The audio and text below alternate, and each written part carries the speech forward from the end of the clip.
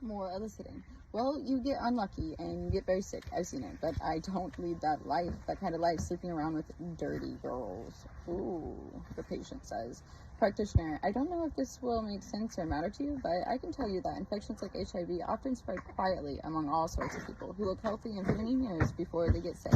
The infection can be passed without either person knowing it. What do you think about that? I just had it with one girl, one night. Oh man, I don't know. I don't think it's very likely. Maybe not. You really can't tell from looking at someone. And people can be healthy for a long time before they get sick. There is much better treatment available these days, and knowing early on if one is positive or not can help plan treatment. Resist the temptation to argue and go straight to informing. Noticing how this doctor is repeating the same information each time as the patient becomes more defensive or gives excuses or says like it's not that big of a deal, and you just repeat back the facts. I need to use them all the time, I guess. Change talk. How confident are you that you'll succeed? Asking for commitment. Yeah, I'll try. It's hard sometimes. Moderate commitment. I'll try. Good for you. I'm glad. And maybe when you come back, we can talk a little bit about the times when it's harder to use protection. It could be harder to use protection if you're under the influence. Making those sound, safe decisions. Oh, what if you don't have one? Well, I guess we're not having it then. It is certainly true that having just one partner does decrease your risk, so do condoms. If you use them all the time, how important is this for you? Intuitive page flipping. Aspirations for behavior change. Some of the most powerful forces affecting patient progress towards change are your own thoughts and feelings about what might be good for the patient. We have called these your aspirations for patient behavior change, ABCs. They are common and perfectly normal, but if they are allowed to dominate the consultation, they can make it difficult to honor the autonomy of patients to decide what is best for themselves. So here's the thing, I see this in polyamorous groups. If your partner is not willing to use protection with other people, then you have to be the one to set a personal body boundary and use protection with yourself and everyone else. You can't control what someone else does with their body, or what they do it, or who they do it with, or how they do it, and if they decide to use protection. If you want to engage in a relationship where you know someone doesn't always use those protocols, then you have to be extra safe with them. It means using protection all the time. It means, because I know you're doing oral without protection with someone else, I have to make you use oral, like protection during oral with me, which can be really inconvenient.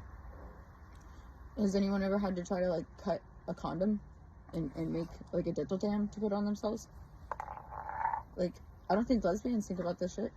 Like, nobody thinks about it. There are flavored condoms for a reason. Like, yeah, I don't really like the taste of latex, but I also don't like the taste of like STI.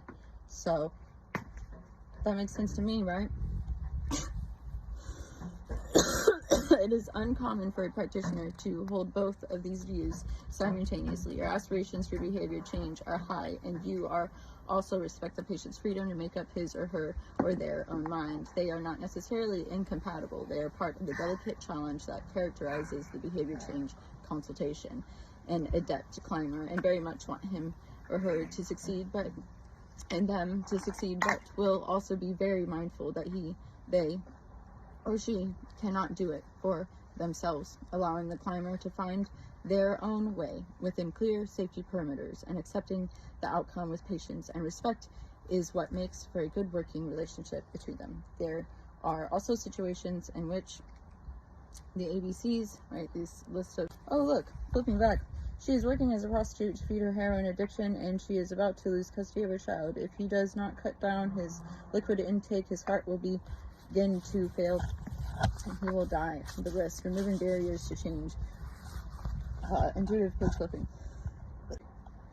Changes help to make the service more accessible to patients and their needs. Encourage them to make choices about behavior change whenever possible.